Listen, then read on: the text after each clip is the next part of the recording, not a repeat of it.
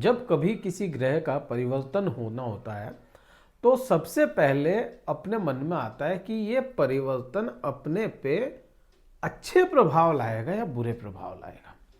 क्योंकि कई बार कुछ ग्रह ऐसे होते हैं किन्हीं लोगों के लिए ना तो वो ग्रह शत्रु है ना वो ग्रह मित्र है। अब ऐसी स्थिति में क्या प्रभाव आएंगे, ये सबसे बड़ा मन में संशय बना रहता है कि क्या होगा। अब यहाँ पे बृहस्पति ग्रह की बात करें, कुंभ राशि जो 7.5 को भोग रही है, या कहें कि शनिदेव कुंभ राशि वाले जातकों को उनके प्रभाव दिखा रहे हैं कि शनिदेव क्या है। ऐसे समय में बृहस्पति ग्रह जो ना तो शत्रु है ना मित्र है, वो क्या प्रभाव लाएगा 2025 में पूरे ही। क्योंकि 2025 में चारों ही ग्रह बदलाव कर रहे हैं जो बड़े ग्रह हैं, और बृहस्पति ग्रह अतिचारी हो जाएंगे। एक ही साल में 3 राशियों पर प्रभाव ला रहे हैं। कुछ समय के लिए 2025 में ही कर्क राशि को भी देखेंगे, कर्क राशि में भी जाएंगे कुछ समय के लिए। डेट्स कौन सी होगी ये अगर देखें तो सबसे पहला परिवर्तन जो इसका बृहस्पति ग्रह का होगा वो 14 मई को होगा। 14 मई को परिवर्तन करके वृषभ से निकलेंगे और मिथुन में जाएंगे। उसके बाद में आप देखिए 18 अक्टूबर को यह कर्क राशि में होंगे और 5 दिसंबर को वापस से ये मिथुन राशि में आ जाएंगे। अतिचारी हो गए बृहस्पति की चाल बड़ी तेज है इस बार। अब यहाँ पे मैं बात करूं आपको प्रभाव क्या देंगे जनवरी महीने से लेकर के मई महीने तक अगर अपन बात करें तो यहां आप देखेंगे आपके सुख भाव में बैठे हैं, सुख भाव में विराजमान है। और ये है कहां के स्वामी आपके लिए बृहस्पति एक तो लाभ भाव के स्वामी होते हैं और दूसरा आपके द्वितीय भाव के स्वामी होते हैं, और ये बैठे सुख भाव में। तो लाभ की स्थितियां देंगे, सुख भी देंगे। यहां पे ये चीजें तो है, लेकिन ये बैठे किस बेस पे हैं वो अगर देखा जाए तो यह वृषभ राशि में बैठे हैं जो बृहस्पति ग्रह की बहुत अच्छी मित्रता नहीं है वृषभ राशि के स्वामी के साथ में, तो उस राशि के लिए भी बहुत अच्छे नहीं हुए। तो यहां पे आप ये कह सकते हो सुखों की पूर्ति तो होगी लेकिन कॉम्प्रोमाइज के साथ में। प्रॉपर्टी का सुख मिले लेकिन कॉम्प्रोमाइज के साथ में। प्लानिंग बहुत अच्छी बन जाए, प्लानिंग बहुत अच्छी कर लो आप, लेकिन प्रॉपर्टी दिलाए ना बृहस्पति। अब ये कब दिलाने की उम्मीदें जाग जाती है, कब अपने को उम्मीद बनती है कि प्रॉपर्टी का सुख मिल सकता है या वाहन मकान का सुख मिल सकता है, माता के स्वास्थ्य को लेकर के सुधार मिल सकता है। ये सब चीजें अगर देखी जाए, मान सम्मान देखा जाए, तो यह होगा जब शनि की 7.5 का तीसरा चरण शुरू होगा। तीसरा चरण आपके होगा कहां पे, दूसरे भाव से शनिदेव अपनी दृष्टि डालेंगे तीसरी यहां पे, तब यह सुख मिलता हुआ नजर आएगा अपने को 31 मार्च के बाद में। अब यहां से मैं बृहस्पति की और बात करता हुआ चलूं तो अभी के समय में चिंताओं वाले भाव को बृहस्पति देख रहे हैं। अब कहीं ना कहीं बृहस्पति वृद्धियों का कारक है। अब यहाँ पे आप देखिए 2 चीजें बिल्कुल बनती है यहाँ पे बृहस्पति। एक तो अपना नेचर नहीं छोड़ेंगे, नेचर क्या है वृद्धियों का। दूसरा बृहस्पति के पास में ज्ञान की वर्षा है, या कहते हैं ना कि भाई दृष्टियों में ही ज्ञान की वर्षा, अमृत वर्षा। तो वो जो है 5वीं दृष्टि की अगर बात करोगे तो ये कहां गई, 8वें भाव पे चली जाती। अब यहां पे केतु जैसा ग्रह बैठा है फिलहाल के समय में।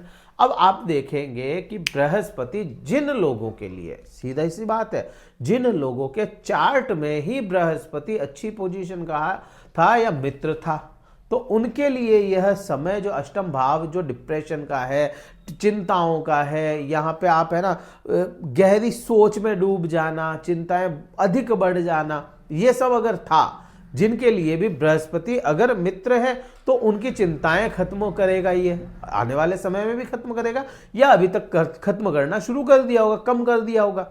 अगर नहीं है मित्र बृहस्पति लग्न चार्ट में तो ये समय चिंताएं बढ़ा देगा। अब कब कम होंगी, मार्च महीने के बाद में कम होगी।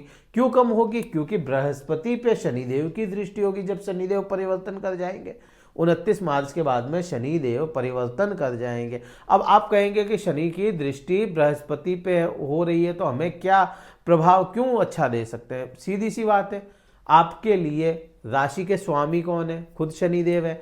चाहे 7.5 ही लगा रहे हैं लेकिन है तो वही स्वामी ना, वही उसके मालिक है राशि के, कुंभ राशि के। तो अपनी राशि को कहीं ना कहीं परेशानियां कम करने के लिए ये काम करेंगे। थोड़े से लिबरल होते, कोई भी ग्रह हो अपनी राशि के लिए लिबरल होगा, तो यही प्रभाव अपने को बनता है। अब यहाँ आप देखेंगे कि सातवीं दृष्टि जो है, सातवीं दृष्टि आप देखेंगे कर्म क्षेत्र पे, यहीं पे अभी के समय में शनि की भी है, यहीं पे अभी के समय में राहु की भी दृष्टि है। तो आपका कर्म पूरा उलझान में चल रहा है, आपका करियर पूरा उलझान में चल रहा होगा, कोई भी काम करते हैं उलझ जाता होगा, इस टाइप का यहाँ पे बन रहा है। क्यों? क्योंकि शनिदेव चाहते हैं उसको काम को मेहनत के साथ करे, राहु चाहता है फटाफट से खत्म करो इस काम को, चिंताओं कहीं ना कहीं चिंताएं देता है, दिमाग लगा देता है, और बृहस्पति वहां पे कहीं ना कहीं उसकी वृद्धि करवा देता है, काम बढ़ा देता है। तो ये चीजें ना उलझान की चल रही है अभी। अब जैसे ही ये परिवर्तन करते हैं तो यह चीजें खत्म होती चली जाएगी, तो अपने को यहां से भी आराम मिल जाएगा। लेकिन अभी जब तक शनिदेव परिवर्तन नहीं कर जाते तब तक ये चीजें तो बनती हुई नजर आएगी।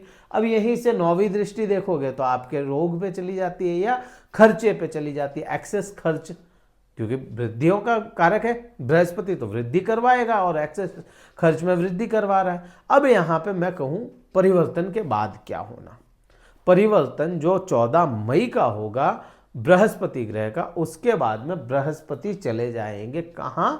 आपके पंचम भाव। मैंने कहा बृहस्पति वृद्धियों का कारक है। अगर जिनके लिए अच्छा है लग्न चार्ट में, उनको सीधा सा यहां पे समझ में आता है, प्रेम संबंध बहुत मधुर कर सकते हैं। प्रेम का कारक भी बृहस्पति है, नए प्रेम संबंध बनाने का कारक भी बृहस्पति ग्रह ही होता है। तो यहाँ पे प्रेम संबंध आपके, दूसरा संतान का सुख दिलाने का काम भी बृहस्पति का होता है। बृहस्पति शनि ये संतान के सुख दिलाते हैं, सूर्य केतु भी संतान का सुख दिलाता है। तो यहाँ आपके कहीं ना कहीं पंचम भाव में बृहस्पति का आ जाना संतान का सुख भी दिलाएगा, जिनके लिए अच्छा है बृहस्पति। फिर ज्ञान और शिक्षा भी दिलाता है, कहीं ना कहीं आपकी इच्छाओं की पूर्ति करता है। अब ये इतना अच्छा क्यों कर सकता है? आपको मैंने कहा कि बृहस्पति ना शत्रु है ना मित्र है, संभावेन ग्रह हो जाता है। अब ये संभावेन ग्रह जब अपनी खुद की राशि के सामने बैठेगा तो वहां पे प्रभाव अच्छे ही लाने हैं इसको, ये चीज भी बनती है। अब यहां से आप दृष्टि देखोगे तो यहां दृष्टि आपके चली जाती है 5वीं दृष्टि भाग्य भाव पे। यहां से आपको समझना पड़ेगा, देखिए राहु बृहस्पति जब परिवर्तन करेगा ना, ठीक उसी समय राहु भी परिवर्तन कर जाएगा, राहु लग्न में आ जाएगा। राहु की दृष्टि भाग्य भाव पे होगी, बृहस्पति की दृष्टि भाग्य भाव पे होगी। तो कहीं ना कहीं अगर आपका राहु अच्छा है तो भाग्य में वृद्धि, बृहस्पति अच्छा है तो भाग्य में वृद्धि, दोनों में से एक ग्रह तो अच्छा होगा ही होगा। ये तो हो ही नहीं सकता कि दोनों ही ग्रह खराब हो। तो यहाँ पे कुल मिलाकर के अपने को भाग्य में वृद्धि दिखती है। अब यहां से ही आप देखें, धर्म की बात जरूर बृहस्पति हमेशा करता है और राहु भी धर्म की बात करता है। अगर राहु अच्छा है तो धार्मिक बन जाएंगे, बृहस्पति अच्छा है तो धार्मिक बन जाएंगे। अगर दोनों ही अगर बिगड़े पड़े हैं या दोनों में से एक भी बिगड़ा पड़ा है तो धर्म की हानि यहाँ पे करवाता हुआ नजर आता है अपने को। तो ये प्रभाव इसके यहां पे होंगे। अब 7वीं दृष्टि देखोगे तो 7वीं दृष्टि है यहां पे और ये है लाभ का भाव। यहां से जीवन के सभी लाभ देखे जाते हैं। अब कोई भी ग्रह हो, ये तो कोई रॉकेट साइंस है ही नहीं। आप अपने घर में बैठे हो या अपने घर के सामने बैठे हो तो अपने घर को तो खराब होने नहीं दोगे। तो यही चीज है, बृहस्पति यहां बैठे हैं तो अपने घर को खराब होने नहीं देंगे। लाभ यहां पे निरंतर आपको पूरे ही साल दिलाते हुए नजर आएंगे, जब यह परिवर्तन कर जाएंगे उससे 1 साल बाद तक। तो यहाँ पे लाभ जीवन के हर प्रकार के आपको मिलते चले जाएंगे। तो इसमें भी अपने को किसी प्रकार की घबराने की जरूरत नहीं है। प्रॉब्लम कहाँ आ सकती है? प्रॉब्लम आ सकती है आपको जब बृहस्पति खुद की राशि को, आपके कुंभ राशि को देखेंगे, इस समय प्रॉब्लम आ सकती है। अब यहाँ पे प्रॉब्लम क्यों आ सकती है? बृहस्पति है ज्ञान का ग्रह, बृहस्पति ज्ञानी ग्रह होकर के जब यहाँ पे दृष्टि डालेगा तो वो ज्ञान देने की कोशिश करेगा। और राहु क्या है, दिमाग वाला ग्रह।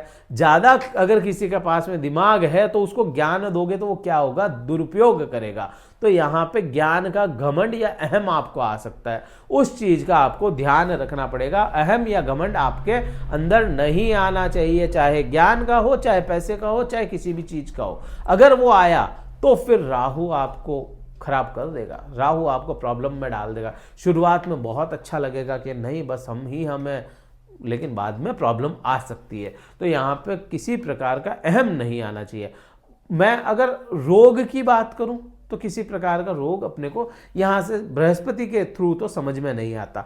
ये जरूर है बॉडी वेट बढ़ सकता है, बॉडी वेट आपका बढ़ सकता है, तो उसका आपको अपनी ईटिंग हैबिट्स वगैरह का ध्यान रखो। शनिदेव जा रहे हैं आपके सेकंड हाउस में, तो ईटिंग हैबिट्स वहाँ पे ध्यान रखनी ही पड़ेगी। सेकंड हाउस ईटिंग हैबिट्स का है, तो शनिदेव वहाँ पे जा रहे हैं, तो ये इस प्रकार से प्रभाव आप पे आने हैं। क्या उपाय करूं बृहस्पति के लिए?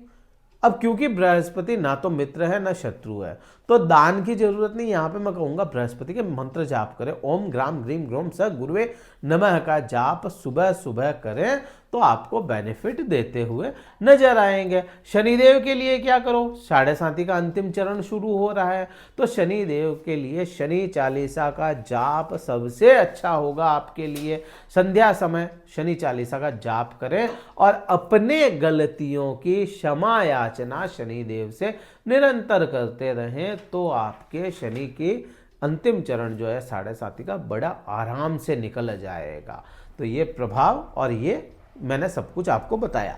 ये वीडियो कहीं अच्छा लगा हो तो आप इस वीडियो को लाइक कीजिएगा, शेयर कीजिएगा, सब्सक्राइब जरूर कीजिएगा चैनल को। कुंडली विश्लेषण अगर करवाना चाहते हैं तो डिस्क्रिप्शन में कार्यालय के नंबर है, ये पर्सनल नंबर नहीं है, कार्यालय का नंबर है। व्हाट्सएप मैसेज द्वारा संपर्क कीजिए, अपना स्लॉट बुक करवा लीजिए कुंडली विश्लेषण के लिए, केवल कुंडली विश्लेषण के लिए, और मैं आपसे बात करूंगा आपका स्लॉट बुक होने के बाद में। इस वीडियो में तो इतना ही था। जय हिंद, वंदे मातरम, भारत माता की जय।